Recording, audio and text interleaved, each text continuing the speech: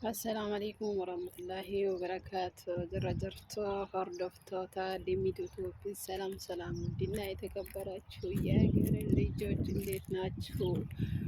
Har'a iddoo bashannanaa yookiin hadiqaa bakka jedhamu isin daawwachiisaa turtiin keessan nu faana isiniin jedhaa yeroo hunda wantoota garaagaraa baay'ee tokko nama bashannansiisu qabadhee dhufee hin beeku.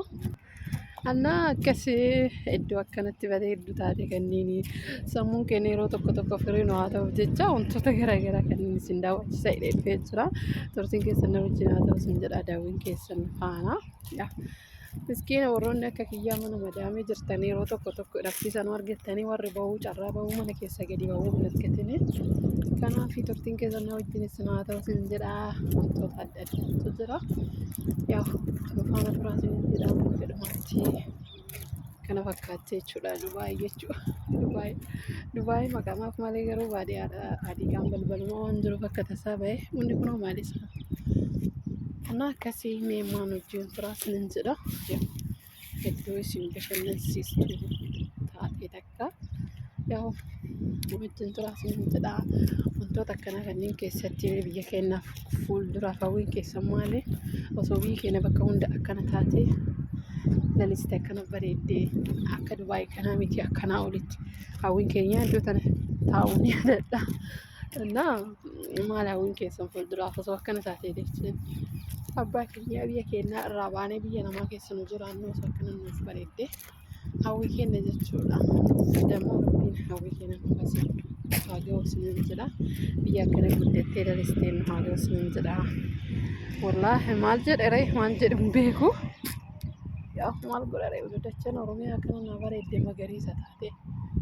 Kanumaa illee ni bareeddi garuu qilleensa qabbanaa fi qilleensa haala mijataa ta'e kan qabu dachee biyya keenyaatti. Dacheen biyya ormaa kun ho'inuyyuu daqiiqaa takkaa fuulama fuunu taasisaa hin jiru. Garuu gini osoo isiin akkanatti wanta hundaan waan elektiriikii manaamina waan akkanaatiin baadiyyaa magaalaa osoo hin jedhin hiyyeessa manaamina osoo wanti jedhaman jiraatin hundi isaa osoo walqixxaate akkanatti naaf bareedeedha. Hawwiin kiyya keessan maal akka ta'e koomentii jala ibsachuu hin dandeettanii jechuudha. Dhugaan isiniin jedha. Laalaa kun mucaan kiyya na faanata dhufeera as qajeela. Maal godha maal gootuuf na faana hordofti maal hojjanaan jedhaati akka bakka akkana kana dhuftaa naan jaalattu.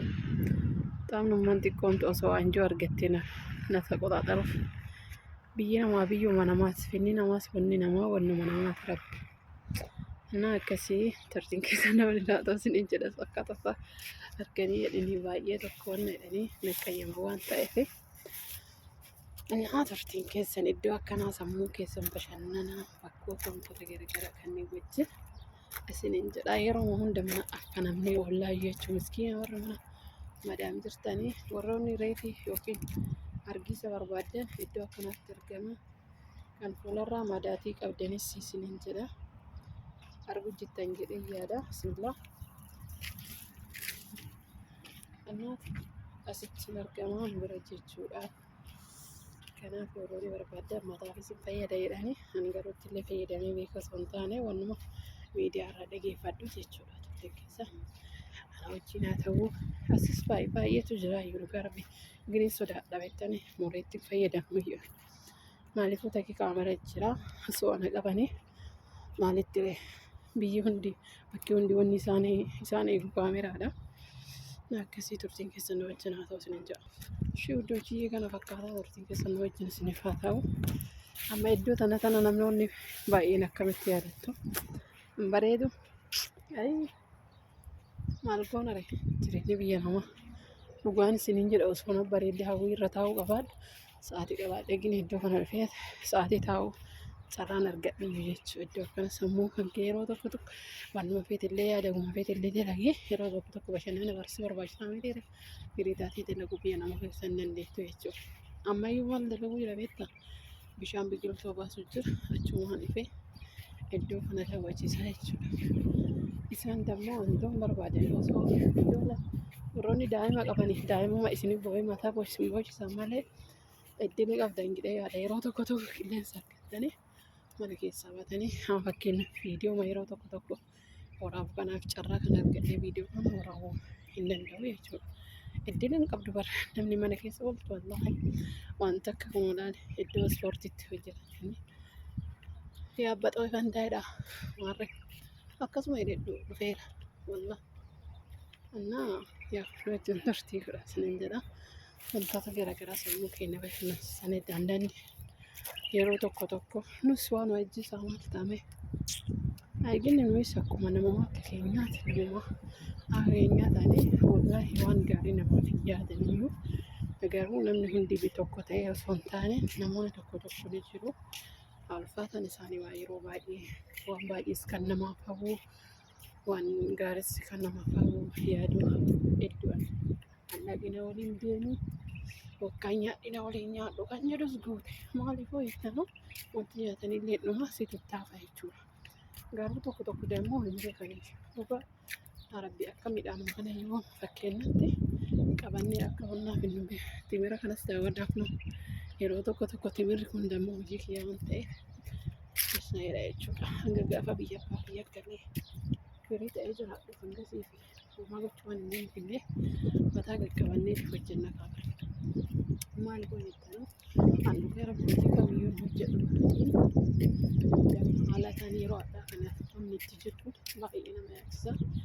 Sammuu keenya nama dhiiga jechuudha. Amma gin namni shamara biyya arabaa hidhee maqaan moggaasee maqaa addaatiin looma. Shamara biyya arabaa jedhamu bartuuniif akka biyyaatiif kasis maalumaan jijjiirama qabame.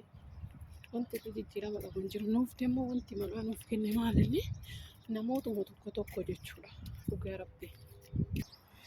Ashii iddochiyyee nama bakkuma jiru beekan malee akkati jiran beekani. Anoo yeroo kana waan jaaladheetuma bardiida keessa ofinnaan bashannanaaf baheeru isin fakkaachuun ni malaa miti bara. Andama maal hojjechuuf isin fakkaata. Bishaan timira obaasuuf bahee sa'aatii kana diida keessa deemaa jira jechuudha. Ho'a kanaan namoonni warra ijoolleen dhiiraa ni beeku jedhee abdiin qaba. Warroonni diida keessa dalagan timira kana bishaan obaasuuf jechuudha. Maal goona reeka jiruu kana injifachuuf bara yoo rabbiin nu injifachiise ni injifanna. Kunoo timirra isin mul'ata jedhee yaada. Dhiyeennatti milchaata. Naati bara kana fakkaata jechuudha. Sanin jedha. Asna biratti illee kana fakkaata. Isa kana bishaan obaasuuf sa'aatii yeroo kan mana deebi'ee waan nyaata dalaguuf wayiin wantoota garaagaraa mana keessa waan dalaguuf ho'a kanaan as keessa dhaabadhee aduu kana keessa dhaabadhee har'aaf osoo hin taane jireenya kiyya kan boruu jijjiirachuuf jecha yookiin naan akka nama tokko walitti fakkeenya diidarra bahee badee dalagachuu yookiin ijaazaa jedhamu kanneen raftaachi argachuuf osoo hin taane haadhaaf abbaa kiyyees ni yaadee jira. Isaanan kanaanuu yoomuu madache nagaumaan jiraadhee yeroo dhiyootti wal arga kan jedhu jechaadha hawwiin kiyya.